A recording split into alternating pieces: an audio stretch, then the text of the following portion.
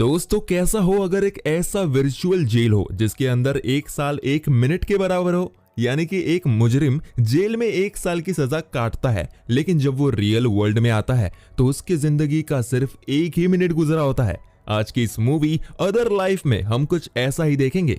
Film की शुरुआत किसी की जूम्ड इन आंख से होती है और फिर सीन अजीब तरह से डिसॉल्व होकर रैन और उसके भाई जेराड की तरफ मुड़ जाती है, जो दोनों डाइविंग के लिए छुट्टी मना रहे होते हैं। फिर रैन जेराड को सर्फिंग के लिए मनाने लगती है, जिसके लिए जेराड मना करता है, पर बहन की जिद के बाद आखिर में वो मान जाता है। और फिर सीन उनके डाइविंग के एडवेंचर से अजीब तरह से हमें कहीं और ही पहुंचा देती है। रैन हमें कई और नजर आती है, जिसकी आंखों से कोई अजीब ब्लैक लिक्विड और सामने कई सारे ड्रग्स के कैप्सूल पड़े मिलते हैं और उसके ठीक बगल में एक टाइमर भी नजर आता है। इसके बाद हम रैन को कुछ ड्रग अथॉरिटी से बात करते देखते हैं तो हमें मूवी का बैकग्राउंड समझ आता है। दरअसल रैन एक ब्रिलियंट स्टूडेंट है। वो एक बायोलॉजिकल सॉफ्टवेयर जिसका नाम अदर लाइफ है उस पर काम कर रही है, जिसे उसके पिता ने इन्वेंट किया था। वो नैनो टेक्नोलॉजी पर बेस्ड एक सॉफ्टवेयर है जिसे लिक्विड में रेंडर किया जा सकता है, जिसे किसी की भी आंखों में डालने पर वो इंसान को एक वर्चुअल वर्ल्ड में भेज देता है, जो अनुभव बेहद ही रियल होता है। और इसे इन्वेंट करने का खास कारण रैन का भाई है, क्योंकि उस दौरान डाइविंग करते हुए उसका भाई एक भयंकर लहर में फंस गया और पत्थर से टकरा जाने के कारण आज वो कोमा में है। इसके बाद कई समय बीत गए पर वो अब भी कोमा से लौटा नहीं होता, इसलिए उसे ऐसा तड़पा देख उसके पिता दिल पर पत्थर रखकर उसे इस दर्द से आजाद करने के हित में होते हैं। लेकिन रैन खुद को अपने भाई की इस परिस्थिति के लिए जिम्मेदार मानती है। ना उसने अपने भाई से जिद किया होता फिर से डाइविंग करने के लिए, ना उसकी हालत होती। वो हार मानने को तैयार नहीं होती, इसलिए उसने अपने पिता को इन्वेंशन का प्रयोग करके उसे ठीक करने का तय किया। पर इसके लिए उसे काफी पैसों और इंफ्रास्ट्रक्चर की जरूरत थी, क्योंकि उसके पिता का इन्वेंशन अब भी एक्सपेरिमेंटल फेज में था। इसलिए उसने एक एंटरप्रेन्योर सैम के साथ एक टेक्नोलॉजी कंपनी को फाउंड की, जिसकी मदद से रैन को फंडिंग मिलती है और वो कोवर्कर बायरन की मदद से खुद पर टेस्टिंग करने लगती है। इसलिए हमने उसी अदर लाइफ डोज के साथ रैन को शुरुआत में देखा था और इसे अपने भाई पर आजमाने के लिए उसे पहले ड्रग अथॉरिटी से अप्रूवल लेना होगा। इसलिए हमने रैन को ड्रग ऑफिशियल से बात करते देखा था, लेकिन ऑफिशियल्स के अनुसार उसके ड्रग में अब भी कई खामियां हैं, जिसकी अभी टेस्टिंग करना बाकी है। इसलिए उसे अप्रूवल मिलना मुश्किल होने लगता है। फिर भी वो सीक्रेटली अदर लाइफ डोज अपने भाई पर ट्राई करती है, जो उस पर काम नहीं करता। रैन अपनी टेस्टिंग अपने कोवर्कर बायरन की मदद से खुद पर जारी रखती है, जहां पहले तो वो एक कस्टम वर्चुअल दुनिया को डिजाइन करती है और फिर उसे अदर लाइफ से मिक्स करके उस लिक्विड में रेंडर करके खुद की आंखों में डालती है। रैन ऐसे कई वर्चुअल दुनिया को परखती है, जहां अब तक वो बंजी जंपिंग, ट्रैकिंग, हाइकिंग और स्केटिंग तक का एडवेंचर कर चुकी है, जो वो हमेशा से करना चाहती थी। और ऐसे ही एक स्केटिंग की वर्चुअल दुनिया में टाइम खत्म होने पर भी उसका वर्चुअल वर्ल्ड रीसेट होकर फिर से शुरुआत से चलने लगता है। रैन कितना भी कोशिश कर लेती है इस कैद से निकलने की, पर वो फिर से वही लौट जाती है और अंत में उसके सामने पूरी दुनिया डिसॉल्व होने लगती है और उसे भयंकर दर्द भी होने लगता है। पर बायरन उसे एक इमरजेंसी इंजेक्शन की मदद से वर्चुअल वर्ल्ड की कैद से आजाद कर देता है। रैन ने पहली बार एक बहुत बड़ा ग्लिच अनुभव किया, जो खतरनाक साबित हो सकता है। वो सैम को तुरंत इसके लॉन्च को टालने का सुझाव देती है, पर सैम इसके सख्त खिलाफ होता है, क्योंकि उसने इन्वेस्टर्स को वादा कर दिया है और उनका फंडिंग भी खत्म होता जा रहा है। दरअसल रैन सीक्रेटली कंपनी के इंफ्रास्ट्रक्चर और फंड्स का यूज करके अपने भाई के लिए एक वर्चुअल वर्ल्ड के डिजाइन में लगी है, जो जिंदगी भर के लिए चलेगा, जिसके बारे में सैम को पता तक नहीं है। रैन का एक बॉयफ्रेंड भी होता है जिसका नाम डैनी है, जो कि उसका एक कोवर्कर भी है। रैन की स्ट्रेसफुल शेड्यूल के कारण दोनों के रिश्ते में दूरियां पैदा होने लगती है। एक दिन रैन ग्लिच का सॉल्यूशन पता कर लेती है और तुरंत अपने सारे कोड को अपने हार्ड ड्राइव में कॉपी करके अपने भाई पर फिर से एक और टेस्ट सीक्रेटली करती है, जो सिर्फ थोड़ी देर के लिए काम करता है। वही अब सैम को रैन की सीक्रेट प्रोजेक्ट के बारे में पता चल जाता है और वो उस पर भड़क जाता है कि वो कंपनी के प्रोजेक्ट्स पर फोकस करने के बजाय अपने भाई पर कंपनी का फंड और समय लगा रही है, जबकि लॉन्च डेट नजदीक आ रहा है। सैम की बातों से रैन गुस्सा हो जाती है और वो वहां से गुस्से में चली जाती है और अपने स्ट्रेस को कम करने के लिए वो कई दिनों के बाद डैनी के साथ कुछ पल बिताती है और दोनों इंटीमेट होते हैं, जहां वह इमोशन में बहकर डैनी को अदर लाइफ के बारे में बताती है और उसी भी एक डोज देकर वर्चुअल दुनिया का अनुभव कराती है, जो डैनी के लिए एक अलग ही रोमांच साबित होता है। लेकिन जब रैन थोड़ी देर के लिए अपने फोन में बिजी हो जाती है तो डैनी एक और डोज ले लेता है, जिसके कारण उस पर ओवरडोज का रिएक्शन होने लगता है और उसकी हालत गंभीर हो जाती है। और अब रैन बुरी तरह से फंस जाती है, क्योंकि ड्रग अथॉरिटी के अप्रूवल के बिना वो किसी पर भी अदर लाइफ आजमा नहीं सकती थी।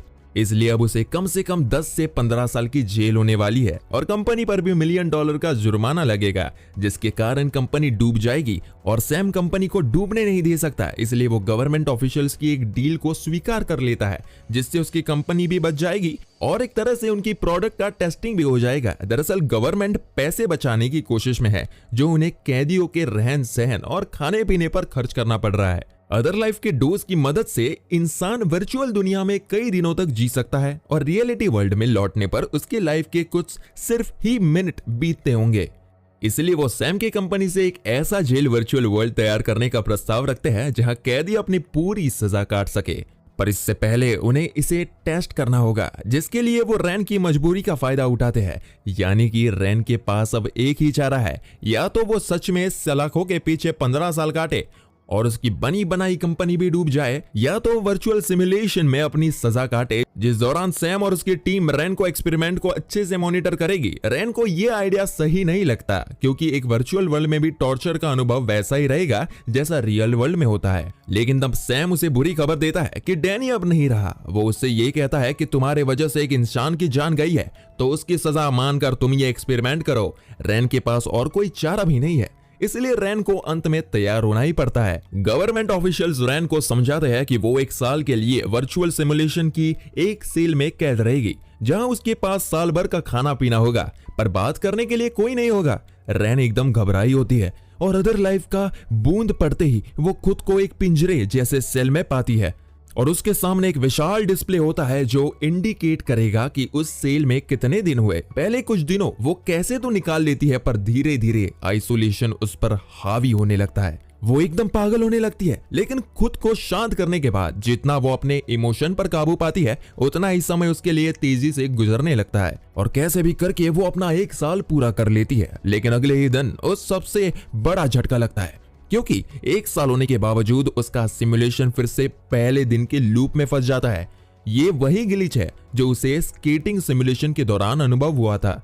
रैन पागल होने लगती है और अपना आपा खो बैठती है और सेल की दीवारों पर अपना गुस्सा निकालने लगती है। फिर तभी उसे दीवार के दूसरी छोर से रोशनी नजर आने लगती है, जिसके थ्रू निकलने पर उसे पता चलता है कि वो शुरुआत से किसी सिमुलेशन में नहीं बल्कि किसी असली जेल में थी।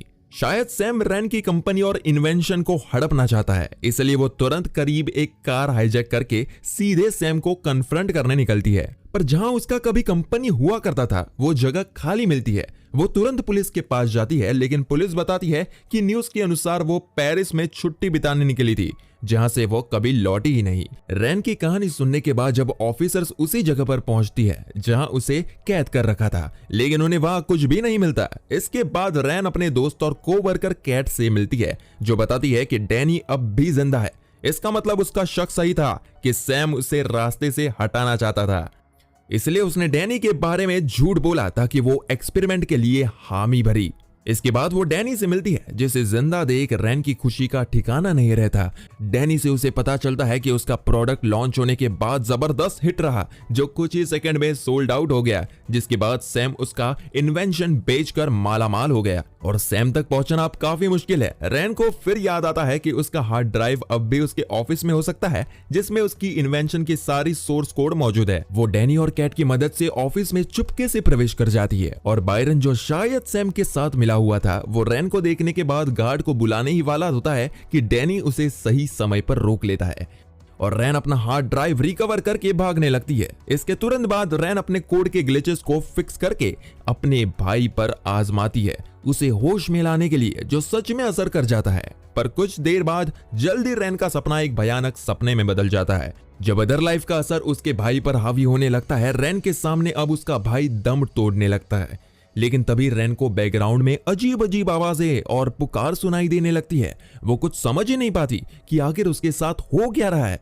तब उसे अपने गर्दन पर कुछ चुभता हुआ महसूस होता है और तब रैन की आंखें उसी एक्सपेरिमेंट के रूम में खुलती है। वो जैसे ही सैम को देखते हैं, वो उसे गुस्से में एक मुक्का मारती है। दोस्तों अब यहाँ पर क्लाइमैक्स रिवील होता है कि सिमुलेशन में जाने के बाद जो भी घटना हुआ वो उसी सिमुलेशन का पार्ट था। जैसे कि 365 दिन एक बॉक्स में बिताना, अपने भाई जेरेड के पास जाकर उसे दावा देना, हार्ड ड्राइव को सैम के ऑफिस से चुराना, ये सारी चीजें रैन के साथ उस वर्चुअल वर्ल्ड में ही हुआ था। वो किसी ग्लिच के वजह से 365 दिन बाद बाहर नहीं निकल पाई और उसी में फंस गई थी। यानी कि डैनी अब भी जिंदा नहीं है और ना ही सैम ने उसे धोखा दिया। लेकिन जिस तरह का टॉर्चर रैन ने सहा जब तक वो सिमुलेशन में कैद थी और कैसे उसके इन्वेंशन के कारण डैनी की जान चली गई, उससे वो काफी ज्यादा परेशान थी। इसलिए जब तक वो अपने प्रोडक्ट का टेस्टिंग पूरी तरह से नहीं कर लेती वो इसे लॉन्च होने नहीं देगी। इसलिए वो कंपनी से इस्तीफा दे देती है और अपने साथ अपना इन्वेंशन भी ले जाती है और सैम बेचारा कुछ कर भी नहीं पाता।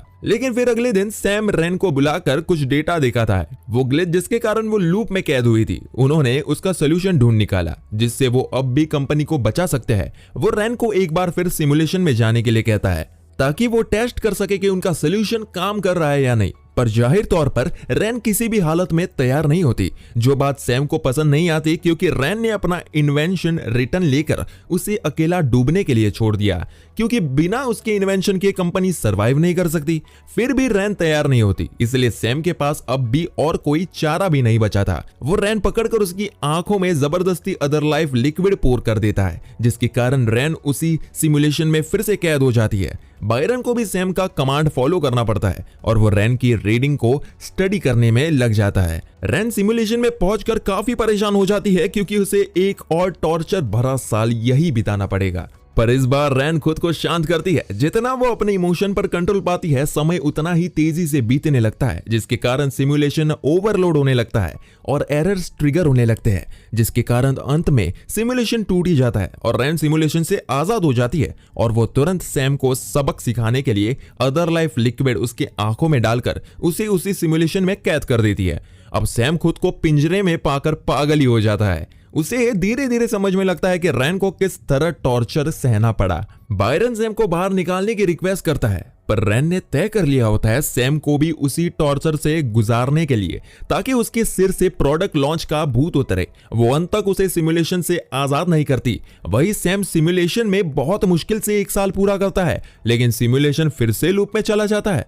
लूप के फिर से शुरू होने का झटका मिलने पर सैम की रियलिटी में भी तबीयत खराब होने लगती है।